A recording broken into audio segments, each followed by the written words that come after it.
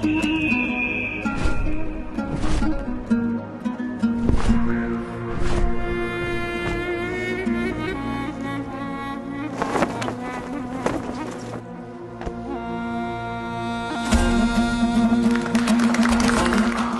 құрылтай ел тарихында қалады.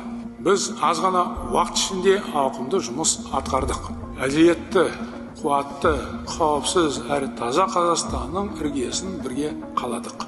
Сіздер еліміздің саяси, экономикалық, әлеуметтік және рухани болмысын өзгерту жолында зор еңбек еттіңіздер. Мемлекеттігіңізді нығайтуға елеулі үлес қостыңыздар.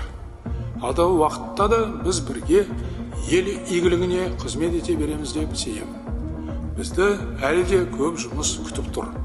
Ұлт болашағын айқындайтын ең маңызды шаруалар енді басталады. Сондықтан қиындықтан жалтарып, немесе табысқа тоқ мерсіліп отыруға қақымыз жоқ. Уақытымызда жоқ. Бірлігімізді бекемдеп, білек сыбанып іске кірісуіміз керек. Келесі парламентіміз халқымыздың ұлттық санасында өзінің орны бар ұғым, атына заты сай, құрылтай сөзімен аталса, мұны жақсы ырымға балауға болады деп сенемін.